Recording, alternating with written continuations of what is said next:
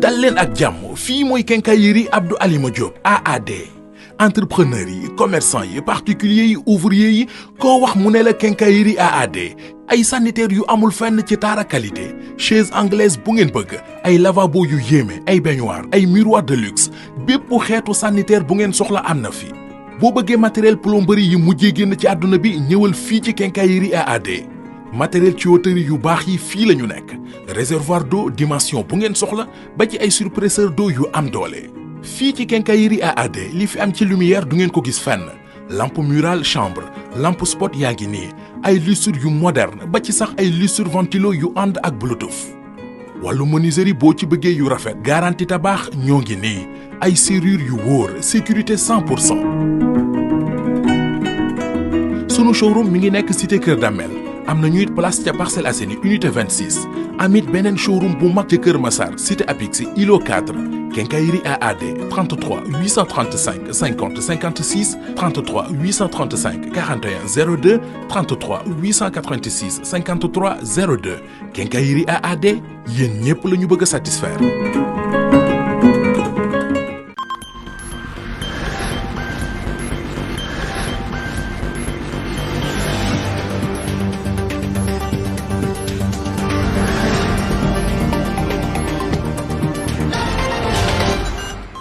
li ngeen koy baaxoo di amee saa su ne ay waxtaan yu am solo muy ay entretien exclusif jagleel ko nag ay leader politique yoo xamante ne bi tey ñu ngi ci suñu diwaan muy commune bu Tivaouane Peulh Niaga Bambilor Sangalkam ak li ko wër tey nag dañoo doxantu ñëw ba fi nga xamante ne bi moom mooy ci diwaanu Niakoulrab fas yéene jàkkaarloo ak koo xamante ne daanaka nekk na koo xamante ne bi affiché wu na bu baax ci wàllum politique surtout ci jamono ji nga xamante ne ci la ñu nekk muy di waajal élection locale yi ñu war ko amal le 23 janvier 2022 tey nag kooku nga xamante ne bi wax naa ko léegi moom mooy Magnone Ndiaye di koo xamante ne bii tey dafa taxawal ab mouvement tuddee ko taxawu sama gox nekk fii ci diwaanu Niakoulrab ba lancé na mouvement bi nag yàggul wante mouvement bi ñu ngi ko créé en 2017 ñeenti at déjà muy mouvement boo xamante ne bi tey dafa yëngu ci wàllum politique dañu koy bàyyi mu nuyoog suñuy mbokk internet bi pare Magnone Ndiaye maa ngi lay nuyu di la dalal jàmm ci Buzz Media. maa ngi lay fay jawrin di nuyu bépp nit bi nga xam ne yaa ngi seetaan émission bi di nuyu ñëpp ñoo xamante ne ñu ngi nekk ci localité bi ñu nekk nuyu waa Sénégal gi yëpp ñu ngi leen di nuyu bu baax di leen sant bu baax. voilà donc comme ni ma ko waxee léegi donc taxawal nga mouvement tuddee ko taxawu sama gox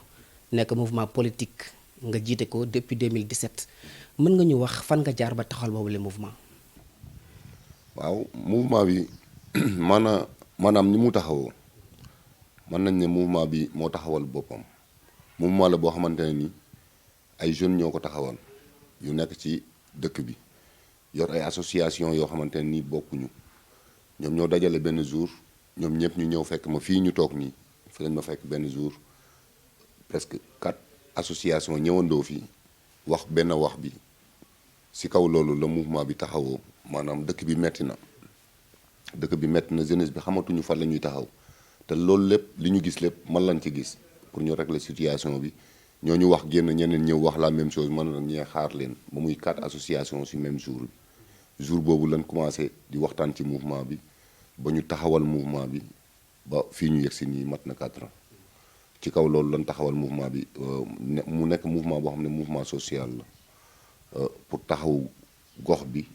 yemul Niakoulrab rek mouvement bi commune bi yëpp la taxaw ci commune bi yëpp lay dugg parce que loolu moom moo nekk seen objectif mooy ñu taxawu surtout jigéen ñi taxawu jeunesse bi pour ñu xool leen war leen fu baax fan la ñuy teg seen tànk taxaw leen appuyer leen ci côté yëpp pour mu mën a avancer dëkk bi mën a soxaliku pour mu jëm kanam. dinañ ñëw ci bilan mouvement bi li nga xamante ni jot na ko def mais laata loolu nga wax ñu rek structuré naka lañ ko structuré maanaam tey mouvement bi am na président am na vice président ak lan exactement. mouvement bi am na poste yëpp ñu ngi ci am na président vice président am na secrétaire général. am na trésorier maanaam comme ni mouvement yëpp di am poste yëpp am na ñu leen représenté fii ci mouvement bi parce que mouvement bi ni ñu ko sosee nekkul mouvement boo xam ne dañu dajale dëkk bi mais ay association yu bokkul ñoom ñoo daje ci mouvement bi association bu nekk am fa 2 représentants ci kaw loolu lañ taxawalee mouvement bi créer bureau bi lancement bi ngay wax def nañ ko bu yàgg def nañ lancement bi dañ doon taxawaat rek moom lañ doon def fan yi passé mais mouvement bi mouvement bu structuré la am na lépp am na poste yëpp ñu ngi leen représenté. ci lancement boobu sax ngay wax parce que def ngeen ko bu yàgg juste benn ndaje la bu mag boo xamante ne bi amoon na fi yàggul fii ci terrain bu Niakoulrab donc ñu gis ni mobilisation bu rëy la mobilisation de taille boo xamante ne c'est rare nga gis ko ci yenn manifestation yi te mën nañ ne dajale nga artistes yu bari dajale ay leaders politiques yu bari pouvoir ba ci opposition tey ban initiative nga am ba tax nga dajale ñi nga xamante ne bi tey ñooy kujje ak ñi nekk ci nguur gi jamono ji. waaw loolu day dox ci li mouvement bi di dox moom moo feeñ noonu jour boobu li mouvement bi di dox mouvement bi day dox ci booloo pour boole nit ñi dajale leader yi dajale dëkk bi yëpp pour ñu nekk benn ci loolu la ñuy dox boo seetloo korog ci biir ndaje moom ñu daje woon gis nga fi homme politique bu nekk gis nga fi ñëpp lañ invité ñëpp ñëw parce que cër boobu ñu ñuy jox aussi ñu ngi leen ci delloo njukkal di leen santaale bu baax ci loolu parce que saa yi nu wootee noonu lay demee dajale na leen lépp parce que am na benn objectif bu ñu bëggoon a atteindre mooy ñu atteindre loo xam ne nii ñëpp bëggoon nañ ko te mënuñu ko mooy dajale ñëpp te dajale nañ leen ñoom ñëpp. ñu doon xaar jour boobu sax pour nga déclarer sa candidature mais mujj wuñ ko dégg ci sa discours liñ ci mënoon tënk mooy da nga doon woote union pour que ñëpp booloo doon benn mën a liggéey suñu commune lan moo tax nga changer discours ci diggante bi parce que selon ay sources am na koo xamante ne bi ci leader politique yi la bokk moom jàpp na ni da nga woote pour déclarer sa candidature mais nga ñëw ba ci biir indi loo xamante ne bi tey xaaru ko woon muy woote mbooloo pourquoi nga changer discours ci diggante bi.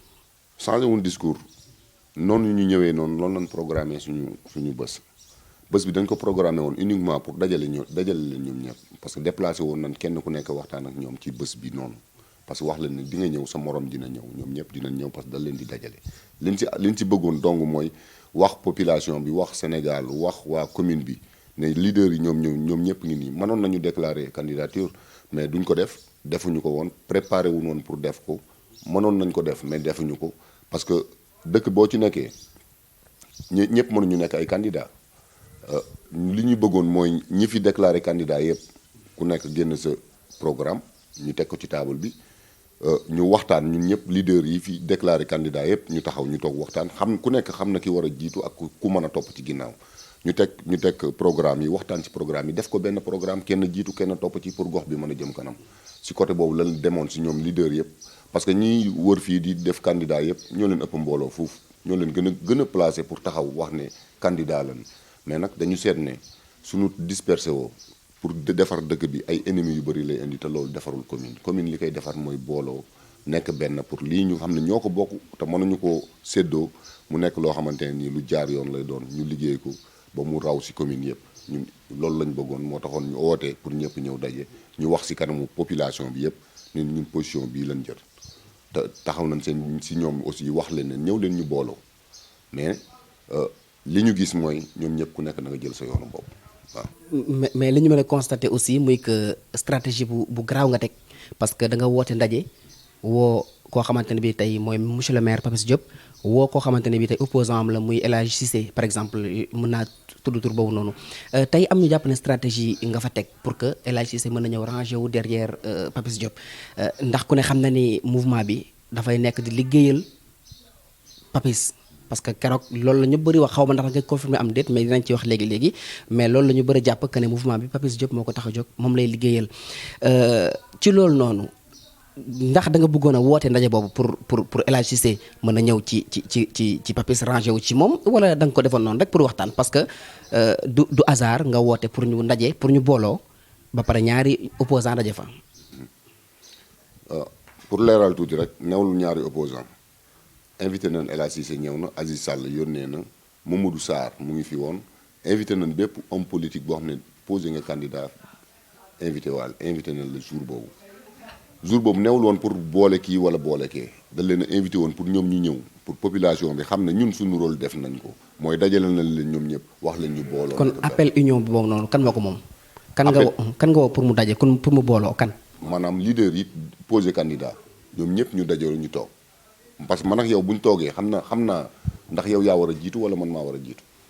parce que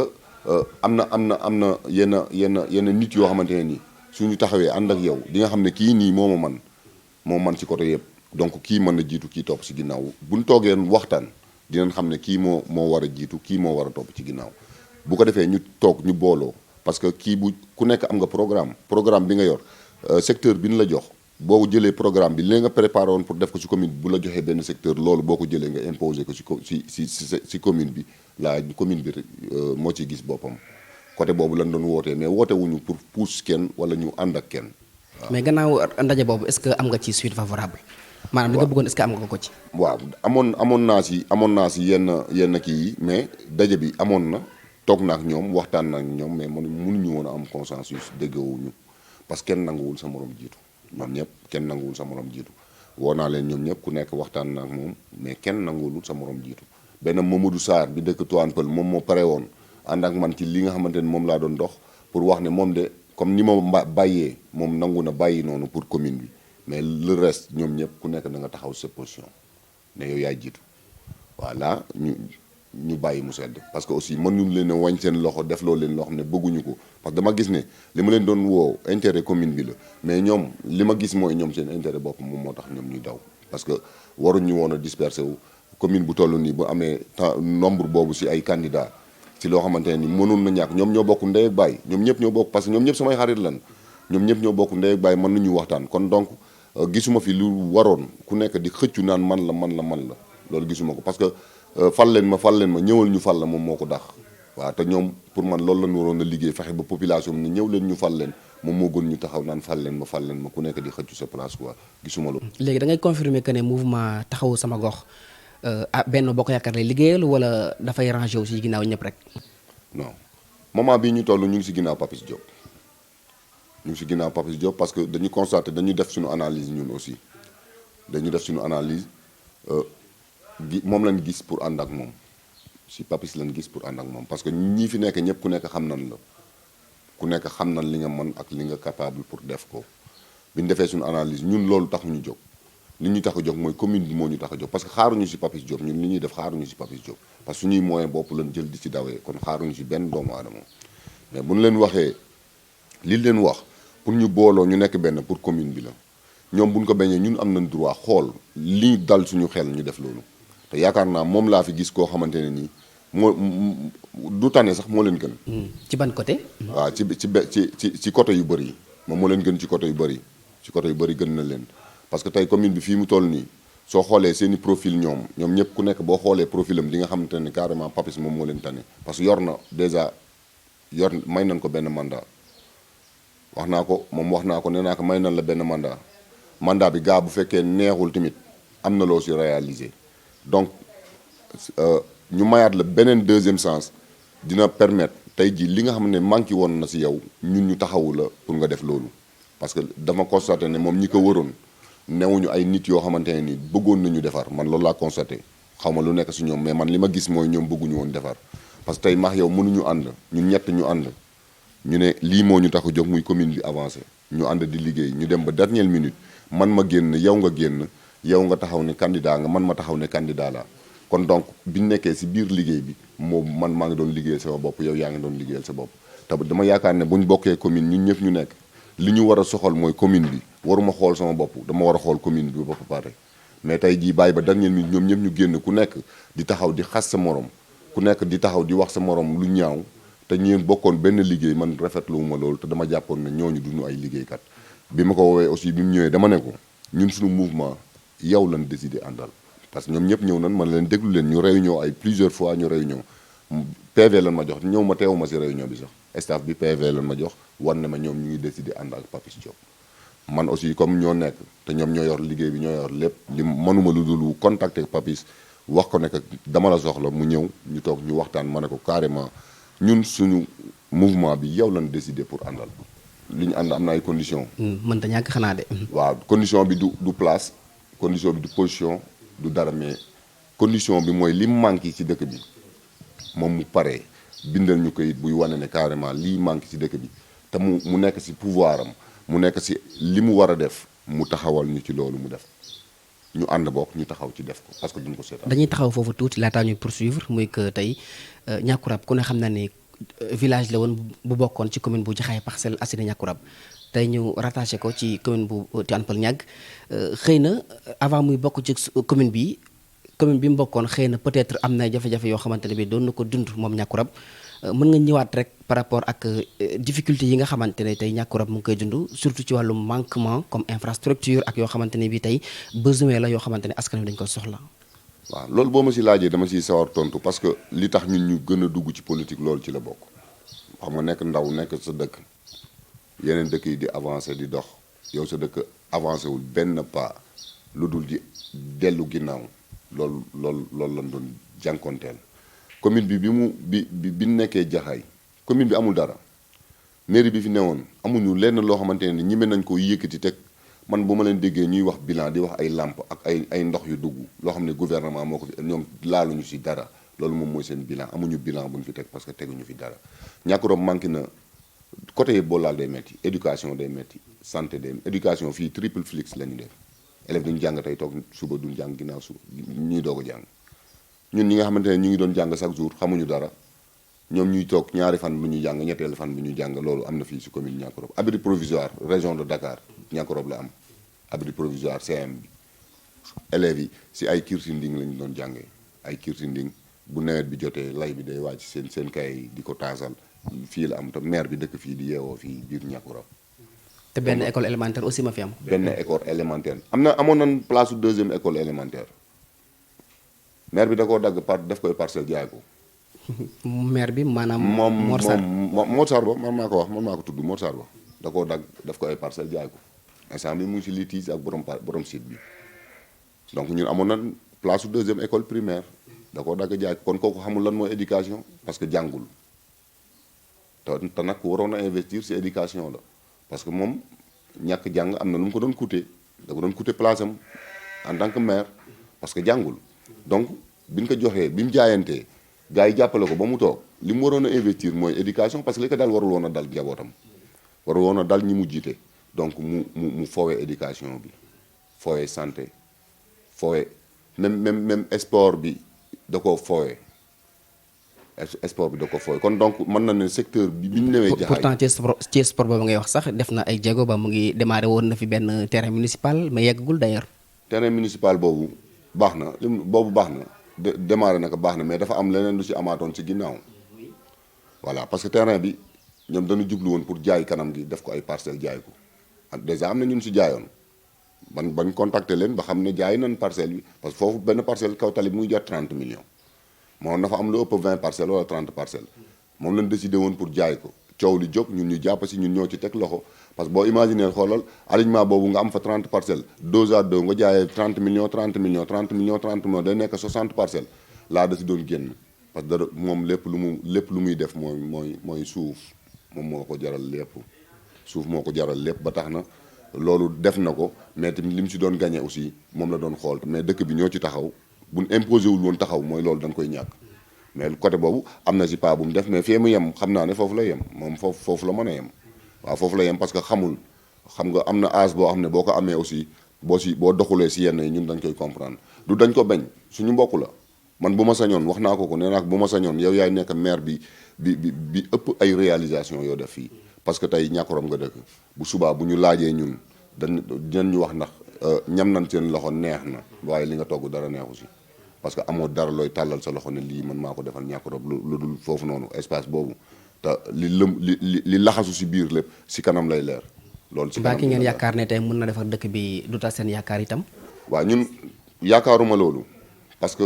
man ànd naa ak moom te man xam naa sama bopp te gëm naa sama bopp wax naa ko nee naa ko man ànduma ak yow pour xaalis ànduma ak yow pour neexal la ànduma ak yow pour leneen li ma ànd ak yow mooy pour ñu defar gis nga li manqué Niakoulrab gi tam war koo def man damay tax man wax naa Niakoulrab nee naa leen du papis ngeen di topp wala keneen ngeen di topp mais man ñi ngeen di àndal parce que Niakoulrab fii man maa ko moom man la ñuy àndal donc képp ku ma àndal bu la yàlla falee même bu da koy fal sax bu ko yàlla falee incha allah lépp lu manqué Niakoulrab man la ko waa Niakoulrab di laaj te man maa ciy taxaw man foofu laa ko teg te mooy li ma ko wax nee naa ko ay xale donc ñoo ko wër moment bii ñu nekk nii ña ko nekkoon ña ko wëroon wëratuñ ko ay xale ñoo ko wër yoo xamante ne nii kenn soxlawu si yëfu jàmbur xale yi ko wër ay xale yoo xam ne liggéey rek moo leen tax a jóg te xam naa leen donc ñooñu noonu ñoom ñëpp dëkk bu ñu nekk dëkk ba nañ wax ak ñoom mais pas papis day jiite rek mais moom day jiite ay conseil mais lépp projet bu ñu teg conseil yi ñoo koy voté ñoo koy jàllale donc ñi koy jàllale nañ am fulla ak fayda kon Papis lu ñu ko wax dañ koy tooñ parce que benn nit la ci tant d'autres kon donc moom lépp lu mu def dafa neex ñeneen ñi bu ñeneen ñi takku woon pour liggéey kon lii day avancé te ñun dañu pare pour liggéey kon donc man jàpp ma ne loolu day nekk. voilà donc da ngeen pare pour liggéey mouvement taxawu sama gox bu ñàkku rab nga jiite ko donc mu mel ni aussi comme parti politique wala muy mouvement politique da ngay am exigence politique maanaam loo xamante ne bi moom ngay bëgg ak moom ngay bañ pour que sa liggéey mën a jaar ci yoon comme ni ñu ko mën a waxee donc tey naka ngeen di liggéeyee yow ak ñi nga xamante ne bi tey ñoom nga bokkal mouvement bi pour mën a répondre ci exigence politique yi nga xamante ne bi tey yéen ko taxawal. waaw ñun mouvement bu tegu yoon la mouvement boo xamante ne ñi ko seq ay jàmbaar lan lépp lu ñuy def dañuy toog waxtaan ci ba mu leer am nañ yoon bu ñu tegu li ñu koy defee mooy waxtaan dugg ci dëkk bi waxtaan xool naka la ñuy def ba lii nga xamante ne ni moom lañ yor mu avancé kon donc ñun gisuñu loo xamante ne ni moom moo ko mën a yàq gis nga li ñuy def nii mooy dajale jigéen ñi dajale góor ñi fexe lépp loo xamante ni mën nañ ko pour affaire bi avancer ñu def ko ci ñoom gëmma ne gis naa loo xamante ne nii dina mën a dugg ci biir pour yàq loolu waaw gisuma ko parce que teg nañ ko ci yoon parce que lépp xam nga ndaje moo xamante ne nii soo leen di def dara du man maay décider wala keneen mooy décider lu ñuy teg ci table la waxtaan ci ba juboo ñu teg ko doxee loolu ñun noonu la ñuy liggéey lépp lu ñuy def dañ koy teg ci table bi waxtaan ci ba déggoo ba génn solution bi nga xamante ne moo baax ñu jël ko teg ko doxee noonu. tey am na mouvement politique yu bëri yoo xamante ne bi sax ay prise de décision personnelle moo ko tas du ma ci tudd benn mouvement mais dafa bëri ñu koy seetlu est-ce que tamit yéen a ngi bàyyi xel ci yu mel noonu ndax décision tey bu ngeen koy jël yéen ñëpp ay toogoonoo waxtaanee ko wala yow des fois nga jël décision rek bàyyi mu jàll. waaw am na décision yoo xam ne samay décision la yooyu man la concerné ñoom li ñu ma wax te loolu lañ ma wax ñoom carrément bépp décision boo xam ne jël nga ko yow la concerné ñun suñu mouvement lépp loo xamante ne décision buñ fiy jël lu ñuy teg ci table la waxtaan. nee naa la sànq bi ñuy décider di ànd ak Papis man fekkee ma ko ñoom ñoo décider toog waxtaan jox ma PV ma avancé ak moom kon donc lépp lu ñuy def ak lépp lu mu mën ci doon lu ñuy teg ci table bi la waxtaan ci ba déggoo ñu avancé waaw kon yaakaaruma décision personnelle mën na ko yàq parce que su ma defee benn faux pas ban jàpp ma ba nga fekk su ma réunion ban jàpp ma nga xam ne lii mouvement bu tegu yoon la parce que duñ baal kenn duñ baal képp ku déraillé da lay teg ci raay bi amul mañoon la amul keneen képp koo xam ne déraillé nga def nga loo xam ne waroo ko def dina la teg ci yoon loolu mooy mouvement bi parce que ñëpp nangul na leen ko man de nangu naa ko saa yu ma juumee dinaa ñëw ba si ñoom ne leen juum naa ñu teg ma ci yoon ma nangu loolu waaw parce que mouvement bi noonu lay doxee lépp waxtaan la ba déggoo. voilà donc may fàttali suñu mbokku internet que ne ñu ngi invité tey Mandione Ndiaye di président mouvement taxawu sama gox nekk fii ci Niakoulrab ci commune bi Tivaouane Peulh Niakoulrab donc ça fait déjà 4 ans ngeen taxawal seen mouvement taxawu sama gox tey yan activité wala sax naka ngeen di def tey pour li nga xamante ne bi yéen a ngi ko bëgg pour ci élection locale yi nga xamante ne bi ci la ñu jëm yan stratégie ngeen di teg yoo xamante ne bi tey dina tax ngeen mën a am victoire comme ni ñu ko mën a waxee. waaw ñun dañu su ma taxawee sànq wax naa ba wax ne man maa moom Niakoulrab parce que Niakoulrab benn leader la am muy man fii benn leader la am parce que dama jàpp leader mooy ki nga xamante ne ni du daw population leader mooy ki nga xamante ne ni bu mettee da nga koy gis su neexee da nga koy gis kooku muy leader te Niakoulrab benn nit la am foofu noonu muy man du ma taxaw di fëgg dënn wala dara mais population Niakoulrab xam nañ ne su mettee man la ñuy gis su neexee man la ñuy gis mais am na ñu bëri ñoo xamante ne nii tey jii li tax ma ne la suñu stratégie day yomb parce que bu ñu neexee duñu def comme gars yi ni ñuy campagne bàyyi ba campagne jot nga daw dugg si ñun campagne nañ bu yàgg depuis 4 ans yi ñu nekk yëpp ñu ngi dugg ci dëkk bi dajale association jigéen ñi jël suñuy moyen bopp di leen financer pour ñu def ay tontine di avancer di def ay leget di avancer association bëri na dugg nañ ñàgg ñu ngi fay commencer la même chose parce que tey jii man pour man nit ki boo dëkk bi bu ñu taxawee ñoom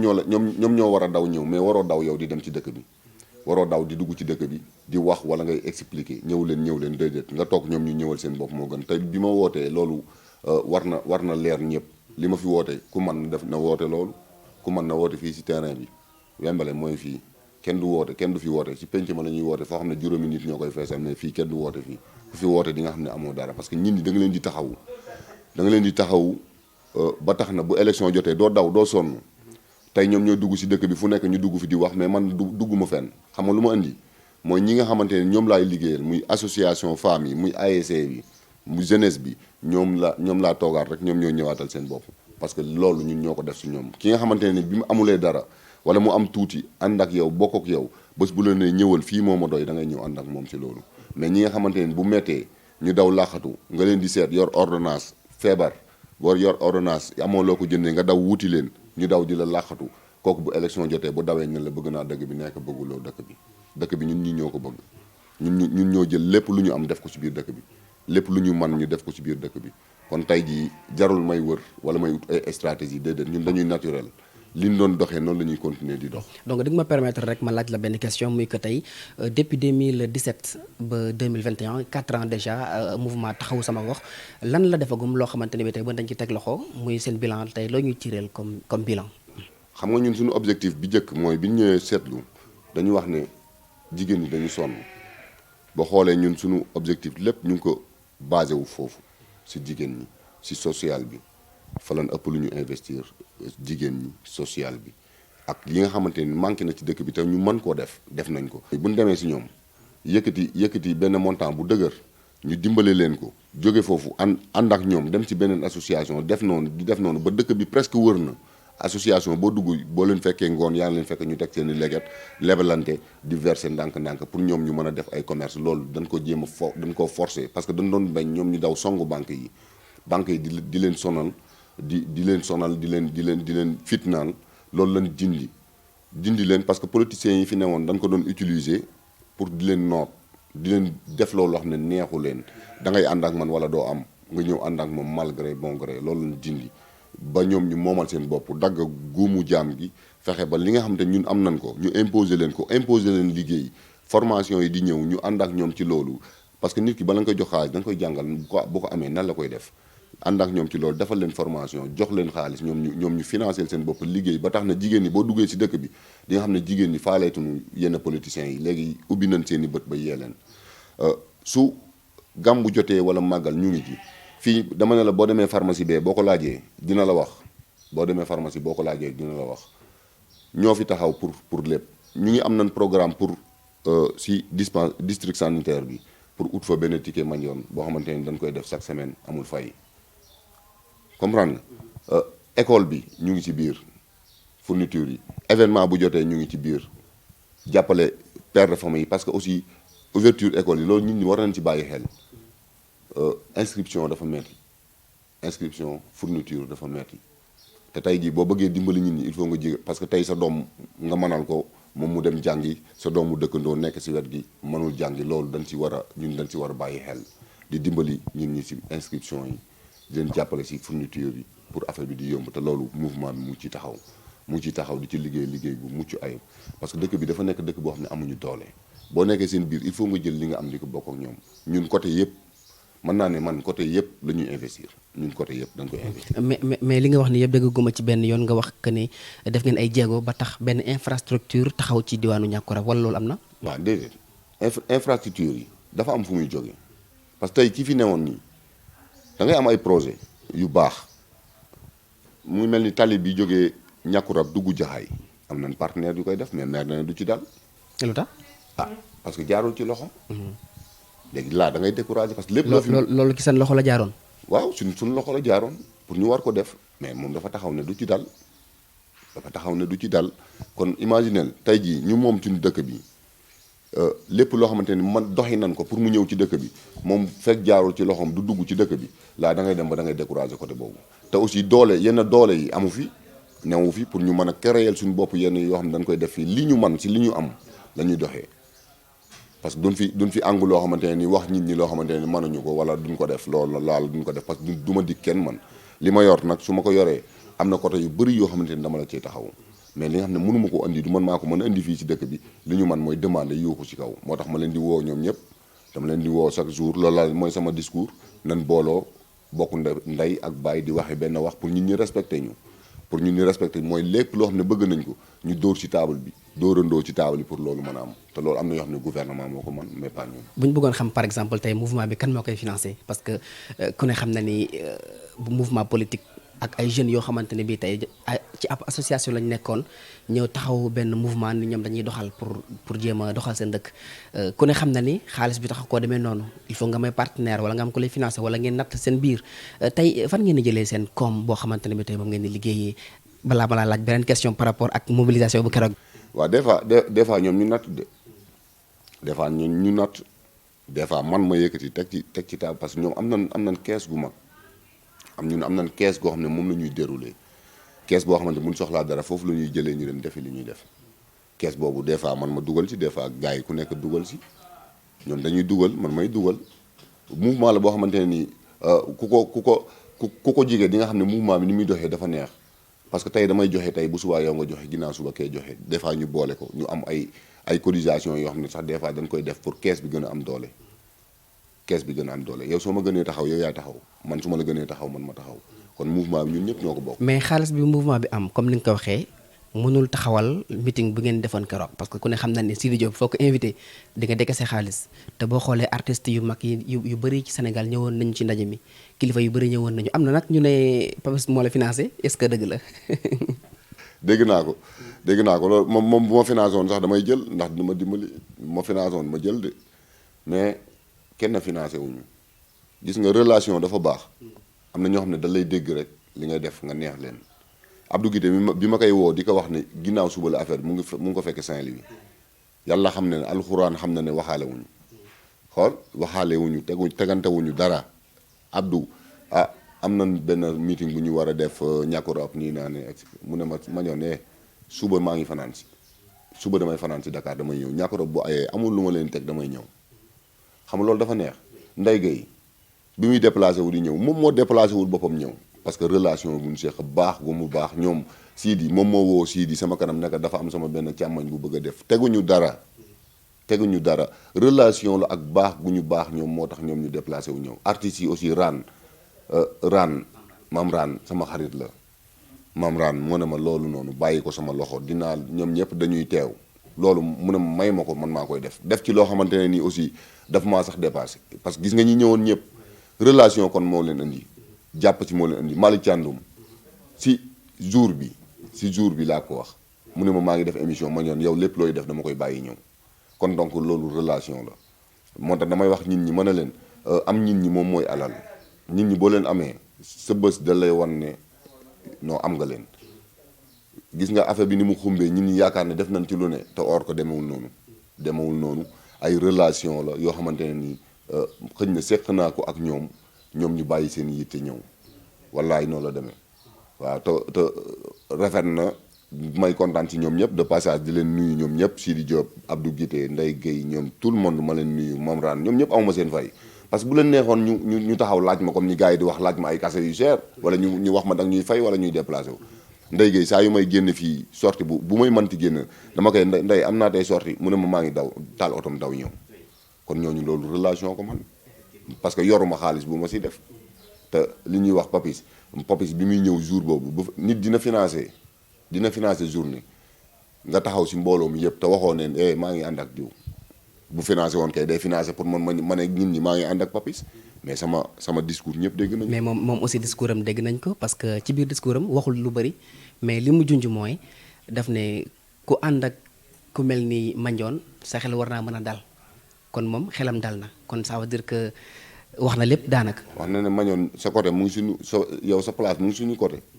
parce que dafa demandé sa place mu ngi suñu côté parce que ku ànd ak ku mel ni yow xelam dina dal parce que li mu gis moo tax mu wax loolu te ku sañoon aussi ñun ñu ànd ak moom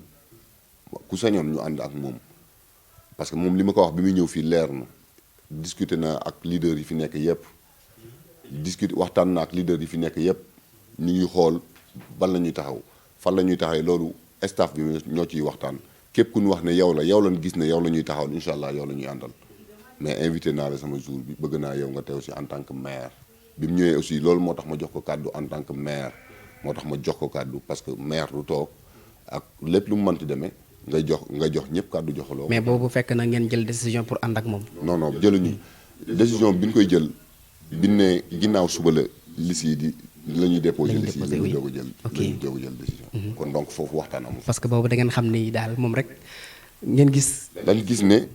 suñu àndeek moom dinañ gagné commune bi te ñun bëgg nañ yóbbu Niakoulrab foo xamante ne nii yeggu fa woon te mënuñu ànd ak koo xamante ne nii du ñu yóbbu fii parce que maax yow du ñu ànd ñu dem ba ci biir géej gi nga labal ma labal waa Niakoulrab gépp parce que tey jii ñëpp xam nañ maire ñuy liggéey te loolu bëgg naa si aussi ñu jóg si. parce que nit ku nekk am nga droit voté fu la neex bu la dëkk voté wul lee voté ka fa dëkk wala dara ñoom nañ xam ne ñoom pour commune bi yëpp la parce que kuy liggéey commune bi ngay liggéey mais pas benn dëkk parce que nit ku nekk il faut nga am foo dëkk aussi parce que ay dëkk yu bëri ñoo bokk commune bi mais man li may bañal Niakoulrab mooy li xew si dëkk bi Niakoulrab ñëpp mënuñu ànd ñu votel benn nit boo xam ne ni bu gañoon Niakoulrab gépp du gañe commune bi keneen gañe commune bi ne Niakoulrab voté loon ma bañ a dugal Niakoulrab dara parce que bëri na ñu koy def man su ma xoolee ne carrément Papis mii nii moo leen tane si côté yëpp parce que bu dul dara moom poosam rek mu ngi siy génne moom poosam kese mu ngi siy génne di defaral commune bi Niakoulrab defal nañ 3 salles de classe pour élèves yi di mën a jàng chaque jour si moyen boppam kon donc kooku nga xam ne mën na loolu man gis naa ne kooku buñ ko encadré ñu ne moom baax na waaye ñi ko wër baaxul loolu la ñëpp di wax ma ne kooku boo ko utalee kon ñu baax ñu wër ko yaakaar naa kon dëkk bi dina mën a avancer loolu lañ analyser loolu lañ xool ba tax ñu ne moom lañ mën a. voilà suñu temps daanaka li ci des bëriwul juste dañuy enchaîner ak juste quelques questions d'actualité par rapport ak li xew jamono ji ñu toll ku ne xam na ne ñu ngi waajal élection locale te ñu bëri ñu ngi déposer seen candidature ñu koy rejeter am na ñoo xamante ne bii tey ñu ngi daw di boot ci ay leader politique waaye aussi laataa ñu ñëw ci loolu am na lu fi xewoon ay jamono yàggul muy redécoupage administratif boo xamante ne bii am na fi ñu jël ay dëkk yu bëri jëlee leen ci commune bi ñu nekkoon yóbbu leen ci beneen commune comme par exemple Niakoulrab ñu jëlee ko ci commune bu Jaxaay Parcelles Niakoulrab indi ko ci commune bu Tivaouane Peulh Niague am ñuy critiquer naan warul dañ ko waroon boole ci Sangalkam am ñu naan dañ ko waroon boole Kër Massar tey yow c'est la première fois peut-être nga mën ci wax muy que occasion la nga wax ñu tey sa gis-gis ndax tey yaakaar nga ne lii moo waroon ndax lu yàgg lañ ko waroon def wala ñëw na ci jamono ji mu waree. waaw lii dafa ñëw ci jamono bi lii bu yàgg la woon sax Niakoulrab ak Niague lépp lu ñuy def. ñoom ñoo ko yàgg defandoo dëkk yi yëpp fi lañ leen fekk Niakoulrab Niague loolu lu yàgg la loolu temps maam la parce que dañoo bokk ndey ak baay man li may seen nii Niakoulrab laa dëkk Niague laa dëkk parce que fii laa juddoo mais fee laa yaroo depuis ba may def CI ba ma may def secondaire maa ngi Niague def naa fa boutique yor naa fa lépp sama yaay foofu la jóge Niakoulrab ak Niague képp ku yaayam bu jógewul fii yaayam fee la jóge kon donc Niakoulrab ak Niague benn bopp la ñoom ñoo sos gox bi waroo leen a séparer kon bu leen boolewaatee def nañ li leen war lenn rek la moo ma ci metti mooy daaru cubb dafa waroon bokk ci biir parce que daaru cubb Niakoulrab Niague loolu noonu lu yàgg la kon donc découpage bi bu ñu defee lii def nañ li leen war loolu moo leen war te def nañ ko waaw parce que Niakoulrab moom bu ñu ko boolee Niague Tivaouane Peulh ñun Niakoulrab suñuy tool mu ngi Tivaouane Peulh suñu suuf la ñun ña fa dëkk xam nañ ne ñun Tivaouane Peulh lépp suñu suuf la kon donc bu ñu boolee Tivaouane Peulh Niague boole nañu fa ñu bokk waaw loolu moom côté boobu awma lu ma ciy wax. voilà par rapport ak aussi ñi nga xamante ne bii dañoo génnoon ne ay candidat lañu par exemple Mamadou Ba je peux citer son nom ak aussi Boubacar Ka nekk Tivaouane Peulh ñoom ñu génnoon ne dañuy nekk candidat pour jot ci mairie bi tey ñu dem ba ci jëmm jamono maanaam ba nga xamante ne bii déposé liste yi jot na ñoom ñu daw. bàyyi ñi ñu àndaloon ñëw bootu ci ginnaaw maire ak ñoo xamante ne bii tey dañoo bokkoon ci ñi doon diriger maanaam adjoint maire je peux citer aussi sa nom muy que dafa beru léegi ne dafay def candidature am pour doon maire parce que gis na ni ki fi nekkoon liggéeyul yow loolu ban jàngat nga ci am. waaw boobu man dama ko ñaawlu wax naa ko si biir waxtaan bi sànq maax yow du ñu ànd ñu liggéey ba dem ba mandat bi jeex ma taxaw ne baaxuloo te maax yow man ma nekk sa adjoint ñuy liggéey. ma dem ba dernière minute ma taxaw ne yow baaxuloo loolu non dama waroon taxaw ne maax yow baaxuñu fekkee bon am na dama war a taxaw wax loolu parce que tey jii maax yow ñoo bokk lépp ñoom bi ñu génnee man taxaw naa wax ne mais ñii de bu ñu amoon conseil duñ wax lii te duñ génn parce que ñoom ñoo bokk lii man li ma bëggoon rek mooy ñu taxaw même bu ñu amul bilan bu baaxul ñu wax ne may leen ñu deuxième chance parce que bilan bu njëkk bi liñ ci bëggoon yeggale wuñ ko may leen ñu yeggali mais nga taxaw daan ne kii baaxul te maax yow maax moom ñu àndoon loolu rafetul loolu waruñu ko woon def ñoom ñaar kon ñoo baaxul li ñu def noonu dafa ñaaw parce que kon ça veut dire que loolu laa la wax ne ñi mu àndaloon dañ doon liggéeyal seen bopp mais pas moom parce que nit ki boo àndeek moom su bonee yow nga nekk ci wetam 7 ans nga nekk ci wetam dawoo benn yoon bàyyi ba 7e année bi nga daw génn daan ne kii baaxul mais loolu ñi ngi koy wax bu fekkee ay nit dëgg lañ dinañ xam ne yow mii il y a quelque chose sa bopp bi donc loolu moom moo dal ñooñu ma ñaawlu ko loolu nag ñaawlu naa ko ba tax na ñoom démarché naa ñëpp waxtaan naa ak ñëpp mais ñoom waxtaanuma ak ñoom parce que duñu ay référence quoi ñooñu du ñuy référence man du ma xool ci ñoom dara parce que dama bëgg nit ki li ngay def mu nekk lu dëggu ci yow nit ki boo nekkee ak ay nit na nekk lu dëggu booy wax na nit ñi sentir ne yow mii li ngay wax ni dëgg la ci yow mooy ngay dox ci dëgg di wax ci dëgg mais du ma ànd ak nit ba dernière minute ma koy rejeté di ko wax bu ñaaw te maax moom li mu def man si ñi doon validé ci laa bokk kon donc ñoom li ñu def ñaaw na ànduma ci loolu. voilà xëy na suñu temps bi moo jeex moo tax duñu mën a poser yeneen question yi nga xamante ni bi waajaloon nañu ko naam nekk na lu am solo tey dañ lay bàyyi rek nga wax sa kàddu gu mujj surtout ci loo xamante ni bi tey bëggoon nga cee wax te jotuma la ko laaj lan lay doon kon. non yow laaj nga lépp xanaa man li may def di sant di gërëm suma mouvement bi nga xam ne man maa ko jiitee ma leen di sant di leen gërëm parce que ay nit yu jàmbaar lan ay nit yoo xam ne guddeeg bëccëg dañ may dàq sax réunion chaque jour ñu ngi ci réunion bi chaque jour staff bi ma yor yaakaar naa fii moo neexee taxaw ne maa fi gën a staff parce que côté yëpp ñu ngi ci taxaw côté yëpp amuñu guddi amuñu bëccëg góor muy jigéen ñoom ñëpp ñu ngi ci biir des fois damay dem ba yërëm leen démb damaa ñëw ba fii fekk leen ci guddi ci kaw lañ nekk di réunion ba minuit 1 heure man maa ñëw tas réunion bi xam nga ñooñu noonu boo leen amee da nga doo man la dul sant bu baax parce que soo bëggee defar ànd ak ay nit ñoo xam ne defar donc moo leen tax a jóg doo man la dul sant leen bu baax gërëm leen di sant waa Ñàkk-Rob gépp di sant ñàgg gépp commune bi yëpp man maa leen di sant parce que yaakaar naa Ñàkk-Rob ni ñu ma bëggee noonu la ma waa ñàgg bëggee parce que xam na ne Ñàkk-Rob laa dëkk mais ñàgg aussi laa dëkk di leen tàllal loxo di leen wax ñu booloo ñu bokk ndey ak baay bu ñu politique jaxase képp koo xam ne gisuñ la woon bi muy metti tey boo ñëwee na la delloo sa place pour ñu jox ñu respect cër nañ ñu ko jox politiciens yi dañoo war a jox population bi cër parce que population bi fépp foo toog ñoom ñoo la fa teg kon donc dafa jot bu ñu joxulee cër ñun ñu dem nangul ko suñu bopp ñu bokk ndey bokk baay parce que politique warul tax du yëfu xeex yëfu boole la yëfu dajale la pour lépp rafet pour dëkk bii ñu nekk dëkk bu mucc ay boo xamante ne ni képp ku dëkk beneen dëkk di nga mën a daw ñëw fii parce que fii jàmm dong moo fi am parce que ñun ñëpp ay mbokk lan kon bu ñu politique jaxasee amul xeex amul xuloo campagne bi ñu jëm aussi nañu ci dem ak xel nañ ci dem ak xel mais pas xool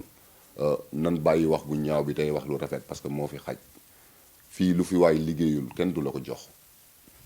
di waxaat politiciens yi nañu jàppale jigéen ji nañu jàppale jigéen ñi parce que jigéen dañu sonn amuñu doole te dañu sonn bu leen yàlla wërsëgalee nañ tourné ñu gestu jigéen ñi parce que